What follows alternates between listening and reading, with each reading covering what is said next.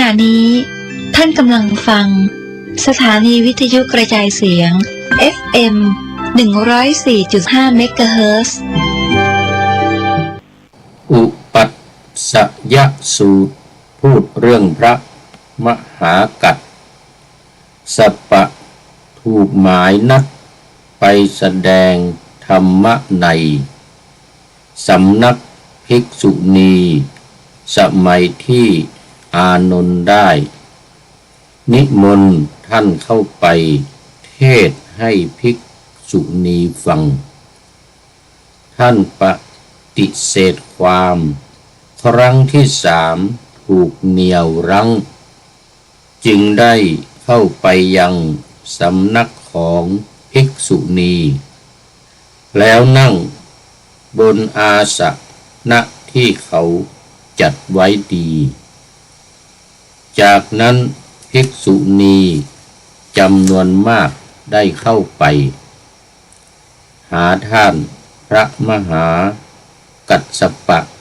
และก็ได้กราบท่านแล้วนั่งใน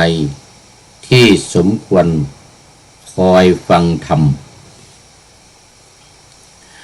ขอถวายความนอบน้อมแด่พระรัตนตรัยมีพระพุทธเจ้าเป็นต้น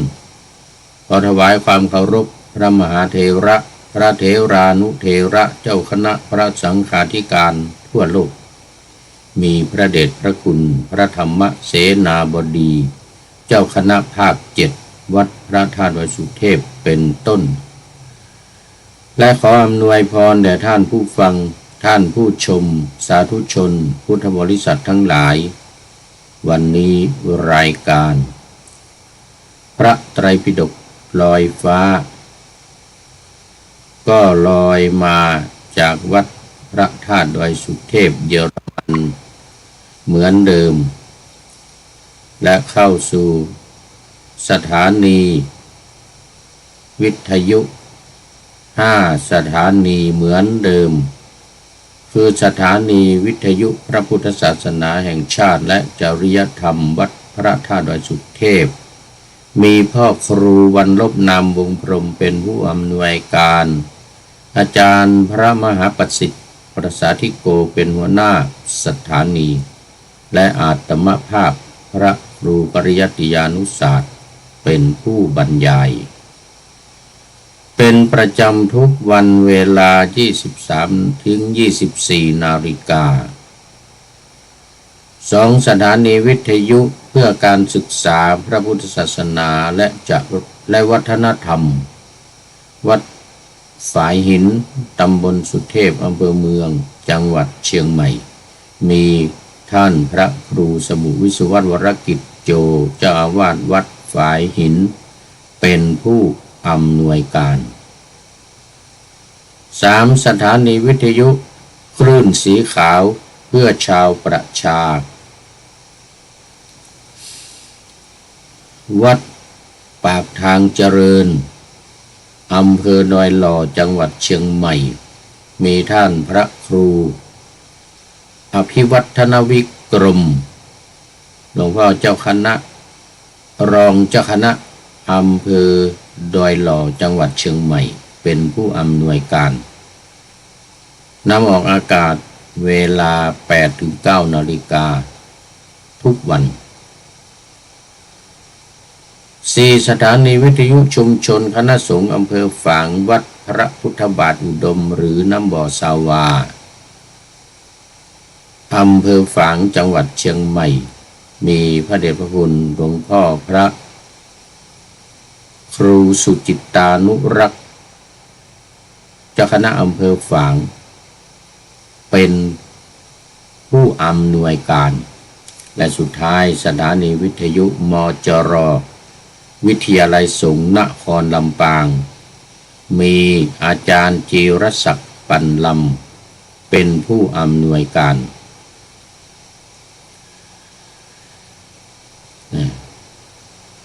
เป็นประจำทุกวันเวลา 8-9 นาฬิกา3สถานี 8-9 นาฬิกาคือ วัดดอยหล่อวัดพระพุทธบาทอุดมและ มจรวิทยาลัยสงฆ์นครลำปางเวลา 8-9 นาฬิกาทุกวันแต่ว่าที่วัดฝายหิน 8-9 นาฬิกาเหมือนกันวันจันทร์ถึงวันศุกร์เว้นวันเสาร์และวันอาทิตย์ก็ขอโมทนาขอบคุณท่านผู้อำนวยการทุกๆสถานีทั้ง5 สถานีและวันนี้ก็ถ่ายทอดเสียงมาจากวัดพระธาตุดอยสุเทพเยอรมันเขตฮินชินบากเมืองซีเกนประเทศเยอรมนีตอนนี้ก็ขอประชาสัมพันธ์เกี่ยวกับงานเล็กๆน้อยๆของวัดพระธาตุดอยสุเทพจังหวัดเชียงใหม่ก่อนคือในวันที่1 พฤษภาคมคือวันพรุ่งนี้นะ1 พฤษภาคมก็เป็นวันที่ทางวัดจะได้จัดพิธีต้อนรับ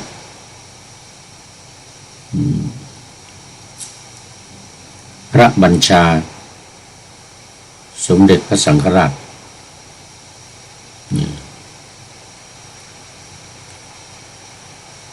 ที่วัดพระสิงห์วรมหาวิหารก็จึงมีพระเดชพระคุณท่านเจ้าคุณพระเทพสิงหวราจารย์เป็นเจ้าอาวาสเป็นรองเจ้าคณะจังหวัดเชียงใหม่เป็นเจ้าของสถานที่แล้วก็จะได้มีการมอบตราตั้งตำแหน่งต่างๆเช่นเจ้าอาวาสเจ้าคณะตำบลเจ้าคณะอำเภอหรือผู้ช่วยเจ้าอาวาสเจ้าคณะตำบลผู้ช่วยเจ้าคณะอำเภอบางทีก็มีรองจังหวัด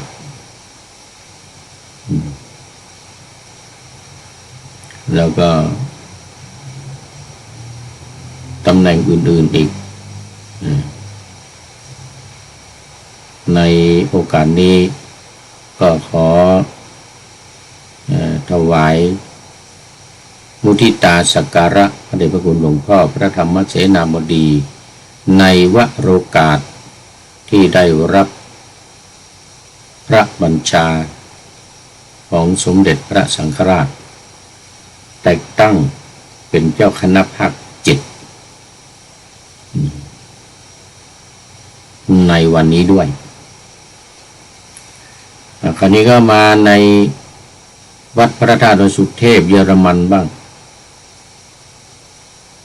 ในวันที่25 พฤษภาคมนี้ที่จะถึงนี้ก็จะเป็นวันจัดงานฉลองวัดครบ11 ปีที่วัดพระธาตุดอยสุเทพเยอรมนีแห่งนี้ซึ่งก็จะมีกิจกรรมต่างๆเช่นการบวงสรวงแล้วก็มีปีนี้นี่เห็นว่าจะมีดนตรีมาแสดงด้วยอันนี้ก็โยมป๊อปแอปรายงานมา แล้วก็การส่งน้ำพระธาตุ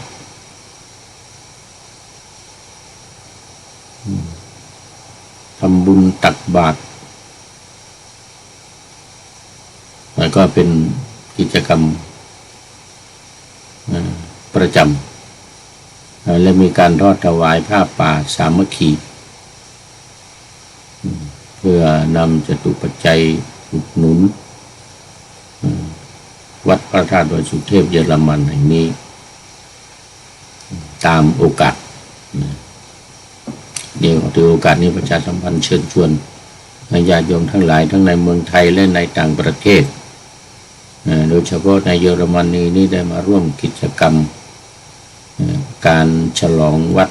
ครบ11 ปีแล้วก็ที่เชียงใหม่ด้วยวัดพระธาตุดอยสุเทพเชียงใหม่ก็เชิญชวนเรามาร่วมกันในวันที่30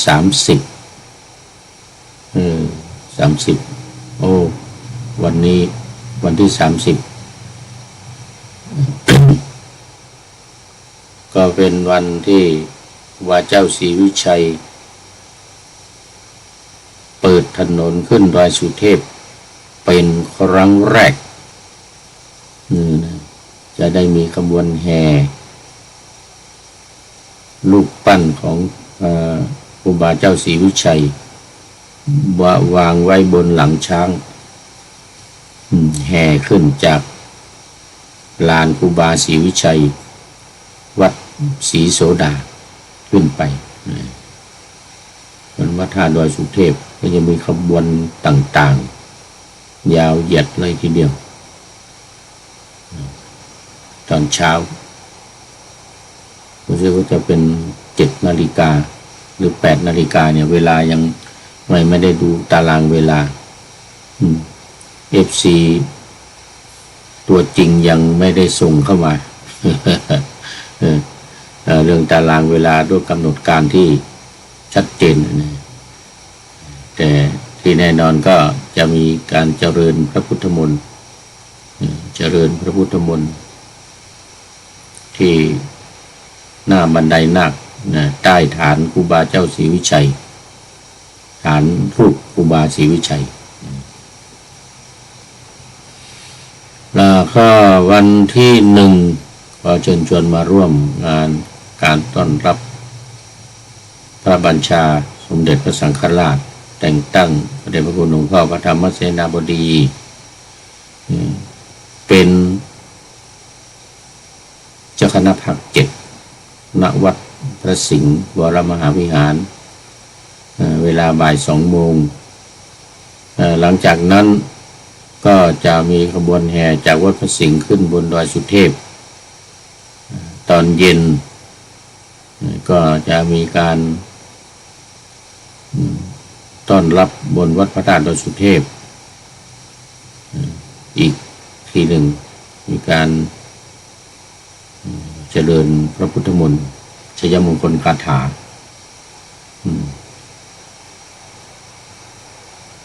ที่บนวัดพระธาตุดอยสุเทพเชิญชวนทุกท่านมาร่วมตั้งแต่วัดพระสิงห์วรมหาวิหารอำเภอเมืองเชียงใหม่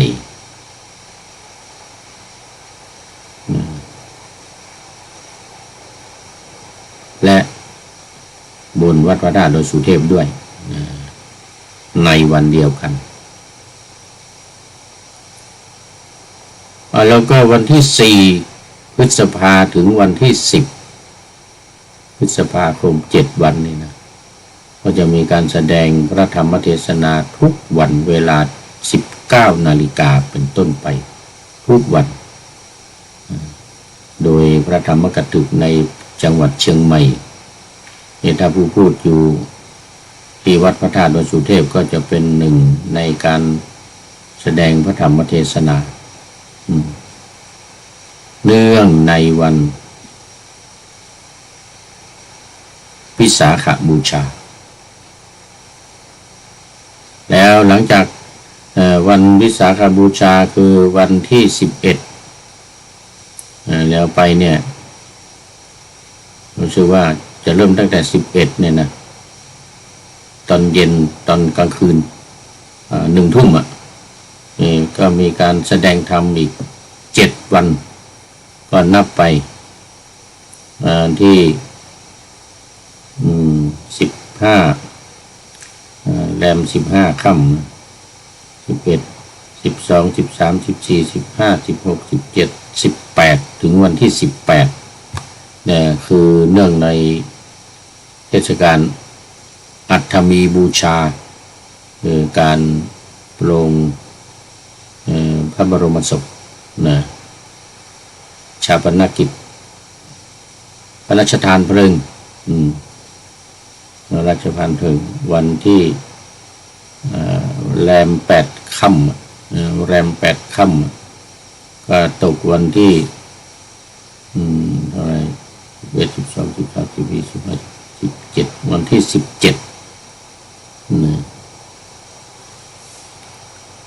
นั่นก็ทุกคืน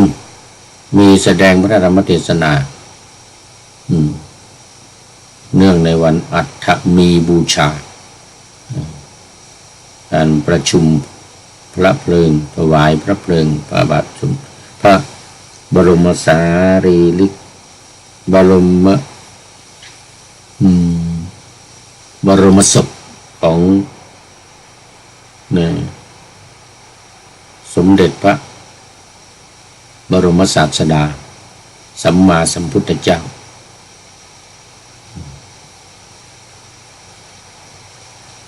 ซึ่งมีเวลาเดี๋ยวถึงวันนั้นมีเวลาช่วงวันที่16 17ก็จะได้พูดถึงเรื่องของเหตุการณ์วัน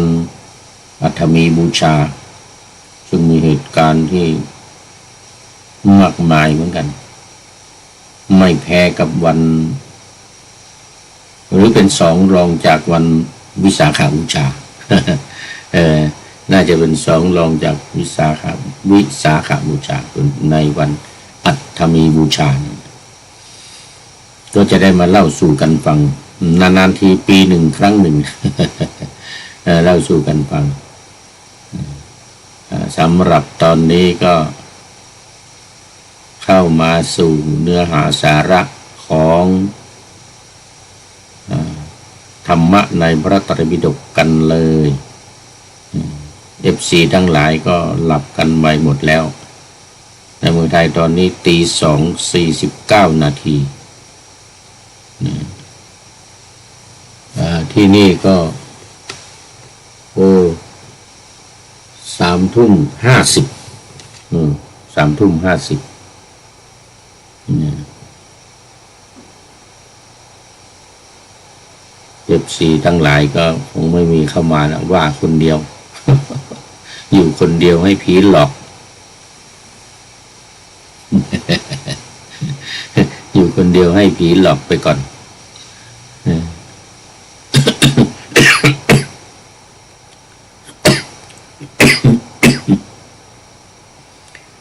สำหรับเสียงก็อาจจะขาดหายบ้างเนื่องจากว่าในช่วงนี้ยุโรปหลายประเทศไฟดับแล้วก็เรื่องอินเทอร์เน็ตเรื่องอะไรทั้งหลายเนี่ยก็ใช้กันไม่ค่อยได้อันนี้ยังดีเปิดได้แต่เสียงอาจจะขาดหายบ้างไม่เสถียรทำให้อินเทอร์เน็ตไม่เสถียรหนัก3 ประเทศรู้สึกว่าจะมีแถวทางสเปนนี่ดับหมู่เป็น10 ชั่วโมงนู่นแต่ประเทศอื่นก็2 ชั่วโมง3 ชั่วโมงเอาแล้ววันนี้มาขึ้นสูตรใหม่เรียกว่าอุปัชฌสูตรนี่ก็ว่าด้วยเรื่องของพระมหากัสสปะแสดงธรรมในสำนักภิกษุณีนี่ก็อุปัชฌสูตรนี่ก็เป็นเรื่องที่ท่านพระอานนท์ไปขอนิมนต์พ พระมหากัสสปะเนี่ยไปแสดงธรรมให้ภิกษุณีฟังในสำนักภิกษุณีไป2 ครั้ง 3 ครั้งครั้งที่3จึงยอมไปนี่ก็ไม่ใช่ว่าอยากจะไปง่ายๆไม่อยากจะไปง่ายๆครั้งที่3จึงไปพอไปแล้วแสดงธรรมแล้วก็มีเรื่องอีกงานงอกเขาเรียกว่าเป็นตำบลทัวร์ลง เป็นตำบลทัวร์ลงเพราะมันมีภิกษุณีรูปหนึ่งชื่อทุลติสสะอันนี้ก็มาเดี๋ยวจะได้เดี๋ยวเล่าให้ฟังเดี๋ยวเล่าให้ฟังได้ลำดับตอนแรกไปก่อนดังที่ได้ปะหน้าธรรมาสไว้ อุปัฏสยสูตรพูดเรื่องพระมหากัสสปะถูกหมายนัดไปแสดงธรรมะในสำนักภิกษุณีสมัยที่อานนท์ได้นิมนต์ท่านเข้าไปเทศให้ภิกษุณีฟังท่านปฏิเสธความครั้งที่3ถูกเหนี่ยวรั้งจึงได้เข้าไปยังสำนักของภิกษุณีแล้วนั่งบนอาสนะที่เขาจัดไว้ดีจากนั้นภิกษุณีจำนวนมากได้เข้าไปหาท่านพระมหากัสสปะและก็ได้กราบท่านแล้วนั่งในที่สมควรคอยฟังธรรมในเบื้องต้นแค่นี้ก่อนส่วนรายละเอียดนั้นก็อย่างว่าท่านพระมหากัสสปะพอเข้าไปแล้วก็ได้แสดงธรรมได้แสดงธรรมเรื่องนี้เกิดที่เขตกรุงสาวัตถีอารามของอนาถบิณฑิกเศรษฐีพระมหากัสสปะประทับอยู่ที่นั่นอยู่ที่นั่นขอไปพระมหากัสสปะอยู่ที่นั่นที่วัดสาวัตถี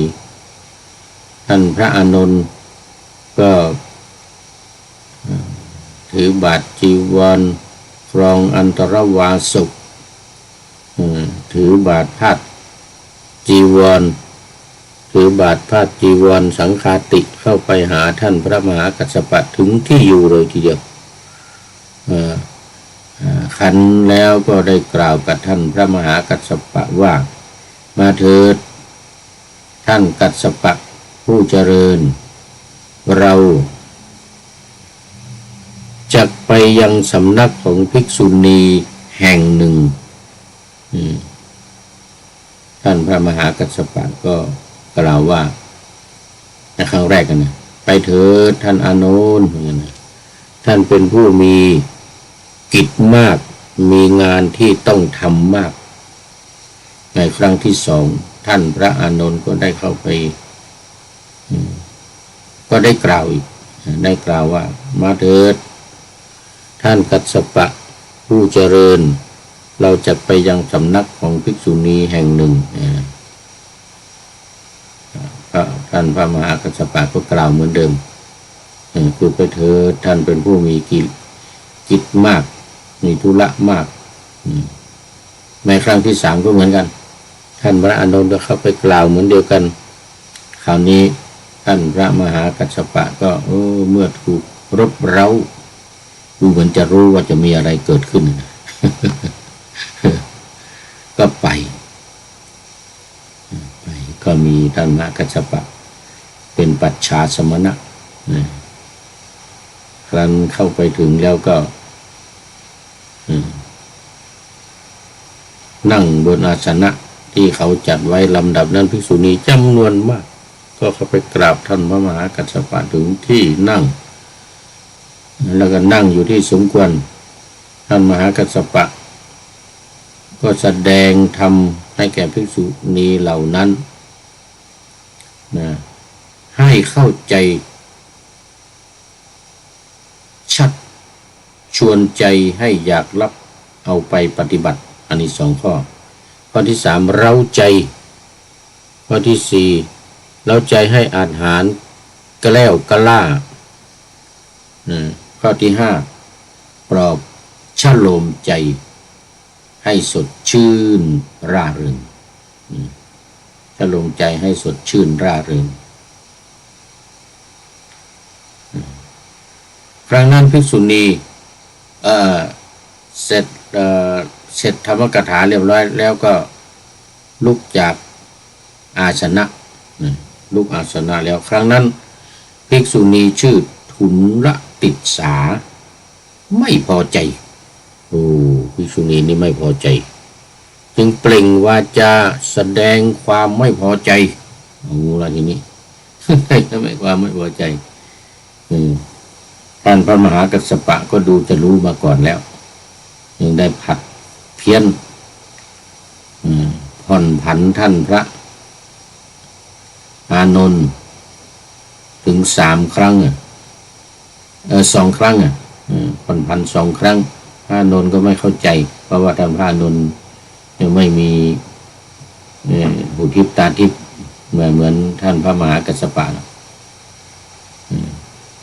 ยังเป็นพระโสดาบันอยู่ท่านพระอานนท์นี่เป็นโสดาบันนะเป็นโสดาบันยังไม่ได้บรรลุ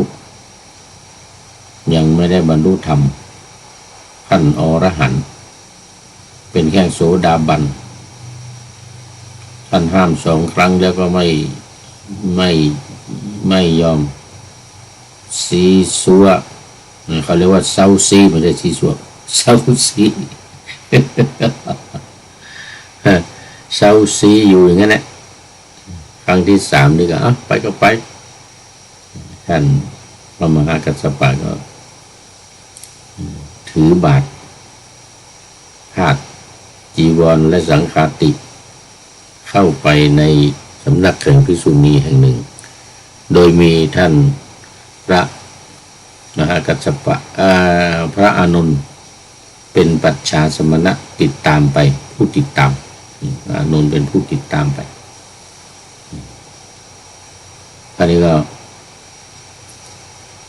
นางภิกษุณีที่ไม่พอใจก็ว่าขึ้นมาตรงๆเลยวาจาต่อหน้าพระอานนท์ผู้เป็นเจ้าผู้เป็นมุนีผู้เป็นเจ้าผู้เป็นมุนีผู้ปราดเปรื่องนะเดี๋ยวก่อ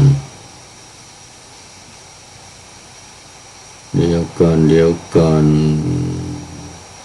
กล่าวต่อหน้าว่ากล่าวต่อหน้าพระอานนท์เนี่ยต่อหน้าพระอานนท์ต่อหน้าพระมหากัสสปะนี่แหละว่าผู้เป็นมุนีจอมปราชญ์พระมหากัสสปะมาแสดงธรรมบนธรรมาสน์ต่อหน้า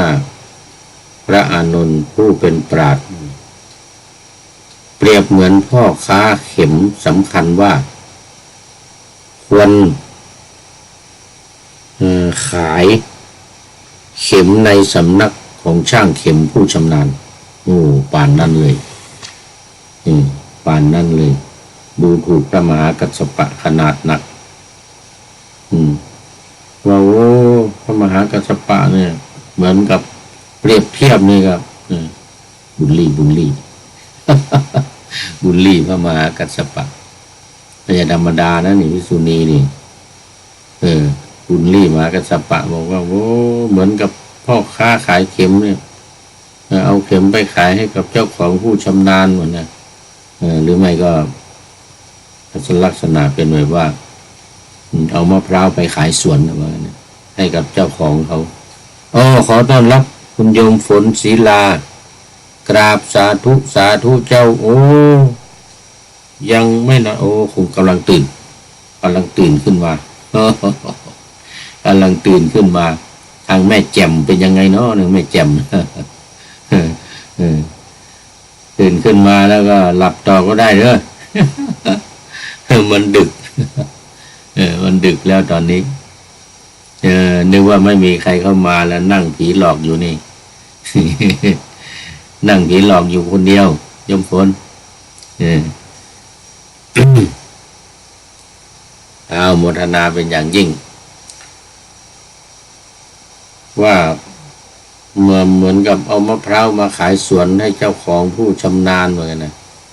มะพร้าวมาขายสวนของเจ้าของสวนแต่นี่บอกว่าเหมือนพ่อค้าเข็มเอาเข็มไปขายในสำนักของเจ้าของผู้มีเข็มผู้ชำนาญในการตีเข็มเนี่ยนะ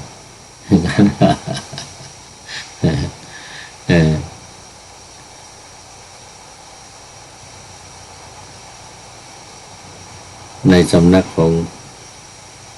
ผู้เจ้าของเข็มผู้ชำนาญชั้นใดเหมือนกันนะพระคุณเจ้าพระมหากัสสปะก็ย่อมสำคัญทำที่ตนควรกล่าวต่อหน้าพระอานนท์ผู้เป็นมุนีที่ฉลาดปราดเปรื่องฉันนั้นเหมือนกันเลยนะโอ้ไปเปรียบเทียบให้บุญรีพระมหากัสสปะว่าต่ำต้อยด้อยค่าเสียเหลือเกินโยมฝนไปดูถูกพระมหากัสสปะว่าแสดงธรรมเนี่ยเหมือนกับว่าพ่อค้าเข็มเอาเข็มไปขายให้กับเจ้าของร้านผู้ชำนาญเหมือนกันนะสำคัญข้อความที่ตนกล่าวเนี่ยนะต่อหน้าพระอานนท์ผู้ปราดเปรื่องฉันนั้นเหมือนกันเหมือนกันนะท่านพระมหากัสสปะได้ยินภิกษุณีนั้นกล่าวก็จึงได้พูดกับท่านพระอานนท์ว่าท่านอานนท์เนี่ยเราเป็นพ่อค้าเข็มท่านเป็นช่างเข็มโอ้ช่างเข็มที่ชำนาญหรือเราเป็นช่างเข็มท่านเป็นพ่อค้าเข็มท่านพระมหากัสสปะก็รู้นั่นแหละแต่ก็ถามต่อหน้าของภิกษุณีคือจะให้รู้ว่าใครเหมือนพ่อค้าเข็มใครเหมือนกับช่างทำเข็มที่ชำนาญภิกษุณีติดสะเนี่ยนะอะไรติดสะเมื่อทุนละติดสะก็ได้กล่าวขึ้นว่าหยุดเถิดท่านอานนท์เดี๋ยว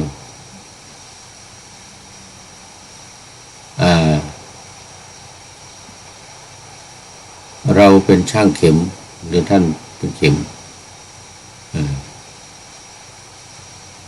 ขอประทานโทษท่านกัสสปะผู้เจริญเหมือนกันนะพระอานนท์ก็กล่าวกับท่านพระมหากัสสปะว่า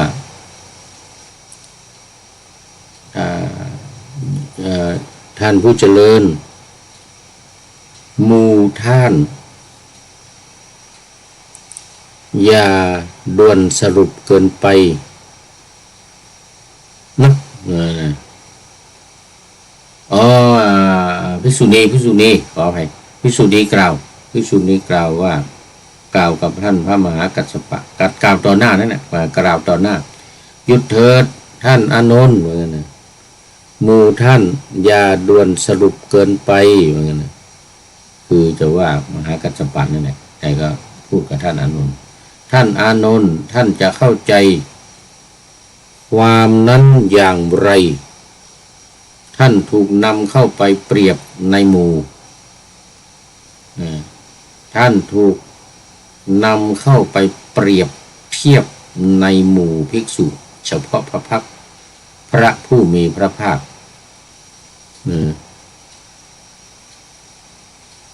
บ้างหรือว่าภิกษุทั้งหลายเราสงัดจากกามและจากอกุศลธรรมทั้งหลายแล้วบรรลุปฐมฌาน บรรลุปฐมฌานมีปีติและความสุขอันเกิดจากมีจิตสงบอันเกิดจากวิเวกและอกุศลธรรมทั้งหลายอยู่เข้าปฐมฌานมีวิตกวิจารปีติและสุขนะอันเกิดจากวิเวกอยู่ได้ทราบเท่าที่เธอต้องการมีปีติมีความสุขเกิดจากวิเวกอยู่ในนั้นเท่าที่ต้องการท่านพระอานนท์กล่าวว่ามิใช่อย่างนั้นขอรับมิใช่อย่างนั้นขอรับ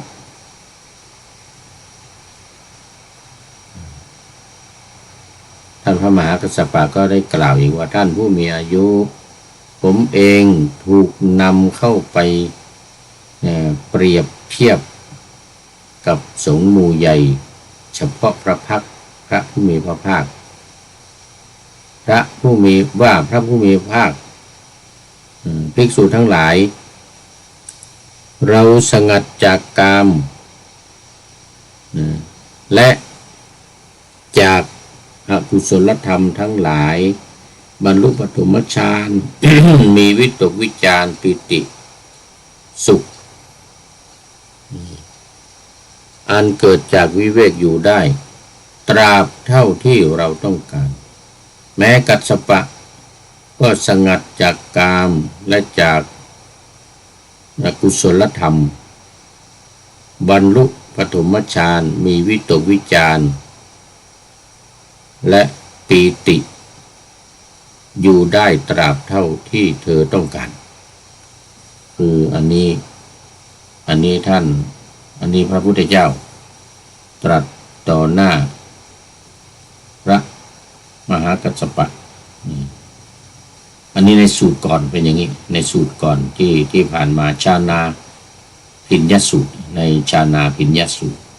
ที่ผ่านมา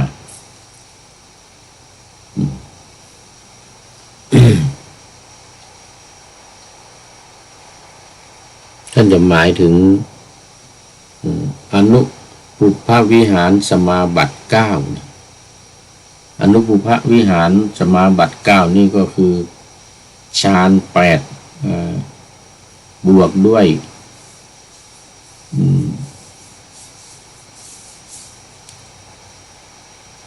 สัญญาเวทยิตานิโรธ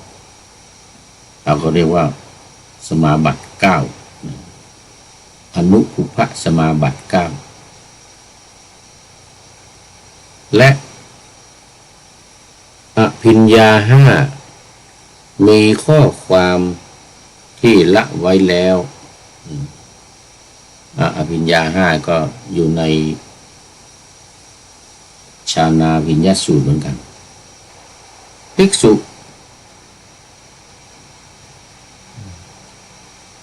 ทั้งหลายเราทำให้แจ้งเจโตวิมุตติปัญญาวิมุตติกับวิมุตติอันหาอาสวะมิได้เพราะอาสวะทั้งหลายสิ้นไปด้วยปัญญาอันยิ่งเข้าถึงอยู่ในปัจจุบันแม้กัสสปะก็เข้าถึงเจโตวิมุตติปัญญาวิมุตติอันหาอาสวะมิได้เพราะอาสวะทั้งหลายสิ้นไปด้วยปัญญาอันยิ่งของตนฉันนั้นเหมือนกันนี่พระพุทธเจ้าตรัสท่านพระอานนท์ก็กล่าวตอบว่าไม่ใช่อย่างนั้นขอรับไม่ใช่อย่างนั้นไม่ถึงคืออานนท์เนี่ยคือกับผมเนี่ยไม่ถึงขนาดนั้นไม่ถึงขนาดที่พระพุทธองค์จะทรงยกย่องท่านอาจารย์พระมหากัสสปะว่าต่อหน้าภิกษุณีชื่อทุลติสา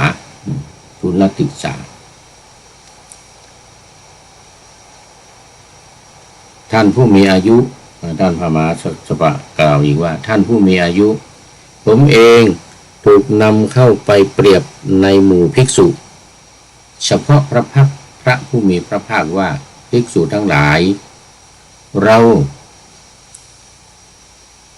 ทำให้แจ้งเจโตวิมุตติปัญญาวิมุตติอันหาอาสวะมิได้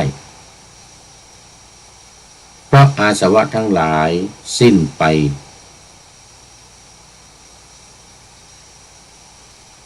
ด้วยปัญญาอันยิ่งเองเข้าถึงอยู่ในปัจจุบันแม้กัสสปะก็ทำให้แจ้งเจโตวิมุตติปัญญาวิมุตติอันหาอาสวะมิได้เพราะอาสวะทั้งหลายสิ้นไปอาสวะทั้งหลายนี้ก็จะหมายถึงสังโยชน์10ประการแล้วก็กิเลส3อย่างคือราคะโทสะโมหะไม่มีอยู่แล้วสิ้นไป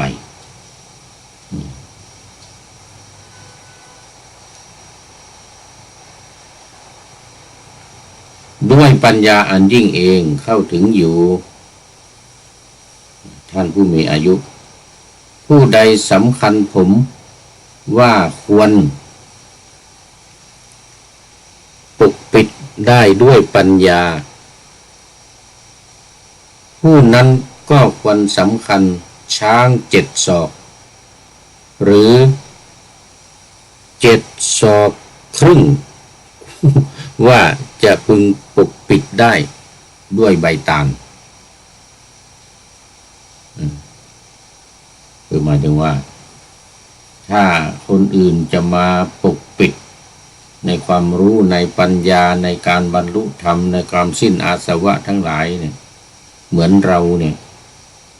ไม่มีจะเอาใครมาบังจะเอาใครมาเปรียบเทียบมาบังนี่ไม่มีพระอานนท์จะเปรียบเทียบนี้ไม่สามารถจะเปรียบเทียบได้เหมือนบุคคลสำคัญช้าง6 ศอกหรือ7 ศอก7 ศอกหรือ7 ศอกครึ่งแล้วก็บังด้วยใบตาลจะให้มิดปิดช้างสูง7 ศอกครึ่งเนี่ยมิดมันเป็นไปไม่ได้เหมือนกันเป็นไปไม่ได้ที่จะปิดจะปกปิดพระเถระพระมหากัสสปะเนี่ยได้หรือจะเหนือกว่าหรือจะดีกว่าจะยิ่งกว่าเนี่ยนะจะเหนือกว่าจะดีกว่าจะยิ่งกว่าเนี่ยไม่ได้ไม่มีใครอีกแล้วพูดให้ภิกษุณีพูดให้ภิกษุณีฟังเหมือนกับเอาใบตาลว่าหนักเหมือนกันภิกษุณีนี่ก็นั่งหน้าง่อมอะไรนี่ นั่งหน้าง่อมเขินอายนั่งหน้าง่อมเขินอายว่าโอ้ให้เราไปว่าไปบุลลี่พระมหากัสสปะนี่ไม่ได้เลยพระมหากัสสปะเนี่ยพุทธเจ้าได้ยังไงบรรลุยังไงได้ฌาน8ได้ฌานปุพพวิหาร9คือมรรค4ผล4นิพพาน1นี่นะหรือโลกุตตรธรรม9นี่นะก็เลยปุพพวิหารปุพพวิหารธรรมเหมือนกับพระมหากัสสปะนี่หาไม่ได้อีกแล้วเหมือนกันนะเหมือนว่ามหากัสสปะเนี่ยหาไม่ได้อีกแล้วภิกษุณีก็มาได้ยินได้ฟังแล้วก็โอ้เนี่ยให้เรานี่มีความผิดแล้วขอโทษพระเถระใหญ่เลยขอโทษพระเถระใหญ่เลยนี่ บอกว่าดิฉันนี่เข้าใจผิดคิดว่าท่านพระอานนท์เนี่ยเหนือกว่าเป็นมุนีเป็นนักปราชญ์ ที่ไหนได้พระมหากัสสปะนี่เหนือกว่าพระอานนท์โอ้ยังเทียบกันไม่ติดเลย เหนือกว่าพระอานนท์นี่ยังเทียบกันไม่ติดเลย คิดผิดเข้าใจผิดก็เลยขอโทษขอโทษพระเถระพระมหากัสสปะเรื่องของอุปัชฌยสูตรนี่ก็จบโยมฝนศิลา โยมฝนศิลาเข้ามายังพอมีเวลาเหลืออยู่อีกเล็กน้อยเหลือเวลาอยู่อีกเล็กน้อยเพราะฉะนั้นสรุปมาในเนื้อหาสาระของอุปัชฌยสูตรนี้ก็คือว่าตั้งแต่แรกแล้วท่านพระมหากัสสปะไม่อยากไปบอกพระอานนท์ไปเถอะว่างั้นนะถึง3 ครั้งครั้งที่ 3นี้ก็เลยทนรบเราไม่ได้ก็เลยไปก็คงรู้แล้วรู้มันด้วยญาณแล้วว่าจะมีภิกษุมีที่ไม่เชื่อไม่พอใจแต่ก็ยอมไปเพื่อที่ว่าจะแสดงให้ภิกษุณีเห็นว่าที่เข้าใจผิดนั่นน่ะเข้าใจผิดคิดผิดนั่นน่ะอย่าได้ทำอีกนะในครั้งต่อไปนี่นะ ไปเปรียบเทียบเหมือนกับพ่อค้าเข็มเอาเข็มไปขายให้ช่างเข็มที่ชำนาญหน่อยนะที่ท่านพระมหากัสสปะแสดงธรรมต่อหน้าพระอานนท์เนี่ย ก็เลยถามกันไปถามกันมาแสดงธรรมไปในตัวให้ฟังว่าเอามหากัสสปะเนี่ยระดับไหนแล้วพระอานนท์ระดับไหน ดูหน้าตาท่าทางรูปร่างแล้วก็คงจะสู้อานนท์ไม่ได้นะอานนท์รูปหล่อพระมหากัสสปะไม่หล่อแล้วก็อายุมากอายุพรรษามากแก่ด้วยแก่กว่าด้วยดังนั้นก็เป็นคติว่าอย่าได้ไปดูถูกดูหมิ่นบุลลี่คนอื่นโดยไม่รู้ข้อมูลที่แท้จริงตัวเองก็ยังไม่ได้บรรลุยังไม่รู้จริงจะไปเที่ยวบุลลี่คนอื่นไม่ได้ เพราะนั้นก็ต้องมีสติมีสตังค์เอาไว้กับเนื้อกับตัวคอยเตือนตัวเองจงเตือนตนของตนให้พ้นผิดตนเตือนจิตตนได้ใครจะเหมือนตนไม่เตือนตนแล้วใครจะเตือนตนแช่เชือนใครจะเตือนให้ป่วยกันนี่ก็เป็นคติธรรมประจำของพระสูตรวันนี้ซึ่งเป็นสูตรที่สำคัญในเรื่องการมองคนอย่าเที่ยวมองโดยผิวเผินมองข้างนอกมองที่สีผิวหรือมองที่ความหล่อรูปร่างหน้าตาท่าทางนี่ไม่สำคัญแต่สำคัญอยู่ที่ว่าเขามีความรู้มีความสามารถมีความฉลาดจบชั้นสูงหมายถึงว่าการปฏิบัติธรรมได้คุณธรรมชั้นสูงเป็นอรหันต์เนี่ยนะเหมือนท่านพระมหากัสสปะเนี่ยอันนี้มาโดนภิกษุณีนะพระมหากัสสปะก็เคยกราบทูลพระพุทธองค์ว่าภิกษุทั้งหลายเนี่ยภิกษุเหล่านี้เนี่ยว่ายากสอนยากพูดยากนะไม่เชื่อไม่ฟังง่ายๆนี่ที่ผัดเพี้ยนถึง2-3 ครั้งเนี่ยก็คงเป็นเพราะว่าเป็นนี้เหมือนกันเพราะว่าในกัสสปะสังยุตเนี่ย จะเกี่ยวข้องกับท่านพระมหากัสสปะไม่ว่าจะเป็นเรื่องคุณธรรมไม่ว่าจะเป็นเรื่องการถือธุดงค์เนี่ยการอยู่ป่าถือธุดงค์เนี่ยต้องยกให้ท่านพระมหากัสสปะดูได้จะไม่มีสง่าราศีอะไร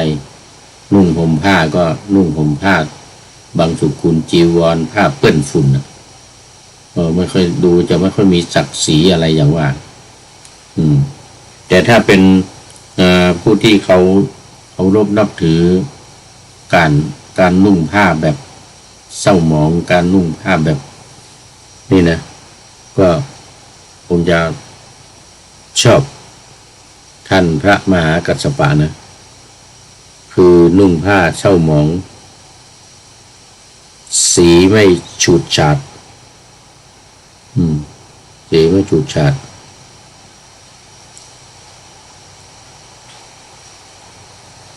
แล้วก็อยู่ป่าเป็นวัดเที่ยวบิณฑบาตเป็นวัดนะดูแล้วก็จะดูจะซอมซ่อดูจะซอมซ่อเหงาหงอยไม่ค่อยกระปรี้กระเปร่า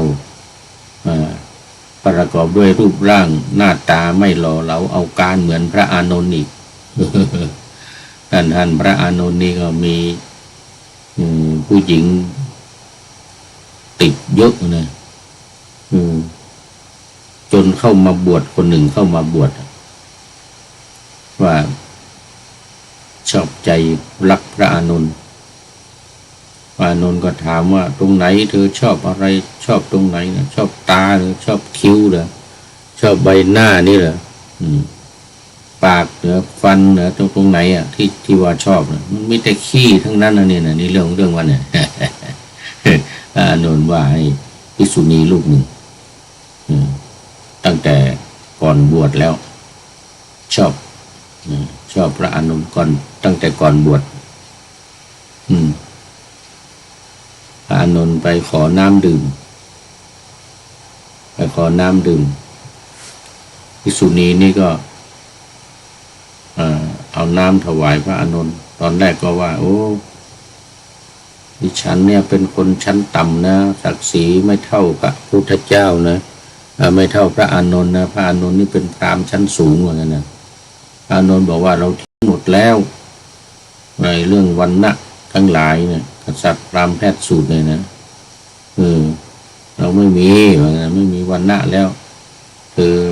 ตักน้ำมาถวายได้ไม่มีปัญหาเหมือนกันนะถ้าเป็นพวกพราหมณ์นี่ไม่ได้นะพวกชั้นต่ำนี่คนละชั้นคนละระดับกันเนี่ยคนละวรรณะกันเนี่ยนะจะไปอยู่ใกล้ก็ยังไม่ได้นะเดินผ่านก็ไปเหยียบเงาก็ไม่ได้นะไม่ได้นะโดนตีไล่นะนางนี่ก็ไม่กล้าที่จะถวายจะเข้าใกล้พระอานนท์จริงก็ชอบอยู่ละพอพระอานนท์ให้ทางบอกว่าไม่ถือชั้นวรรณะแล้วบวชแล้วนี่เป็นสมณะไม่ถือชั้นวรรณะอะไรเธอมาถวายได้เข้ามาใกล้ได้เหมือนกันไม่ไล่ไม่ตีหรอกไม่เหมือนพราหมณ์ทั้งหลายนะที่เขายังถือวรรณะอยู่นางก็จึงตักน้ำในบ่อเนี่ยถวายพระอานนท์คือรับบาตรจากพระอานนท์มาใส่น้ำเต็มบาตรก็น้ำถวายถวายพระอานนท์โอ้ชอบใจใหญ่เลยวันหลังมาก็ตามเข้าไปบวช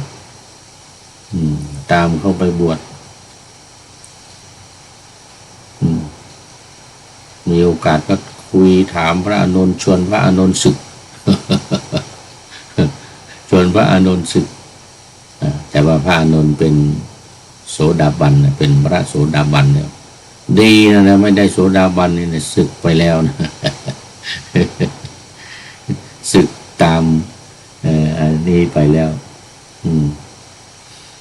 เพราะฉะนั้นก็เป็นคติเตือนใจเป็นคติเตือนใจเราทั้งหลายท่านทั้งหลายอย่าได้มองคนในแง่ร้ายในมอง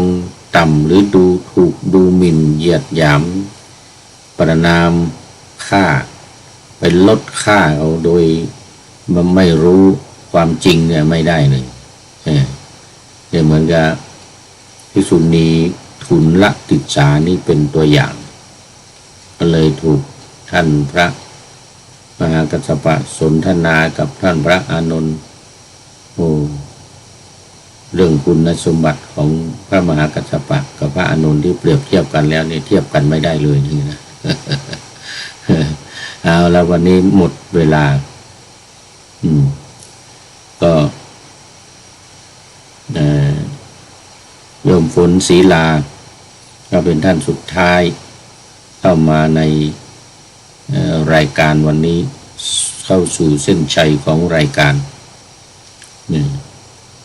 ขอโมทนาขอบคุณเป็นอย่างยิ่งขอนำพระ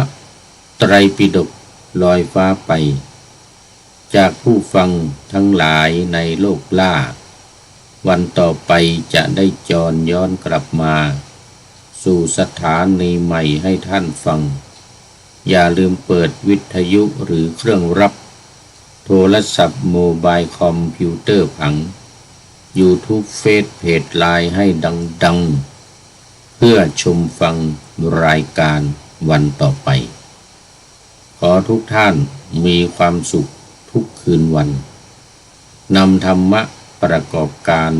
งานทั้งหลายเช่นขยันทำงานทางวาจากายใจขวนขวายกิจการงานนานาบำเพ็ญสาธารณประโยชน์เว้นสิ่งที่มีโทษโหดเยี่ยงสาประกอบแต่กรรมดี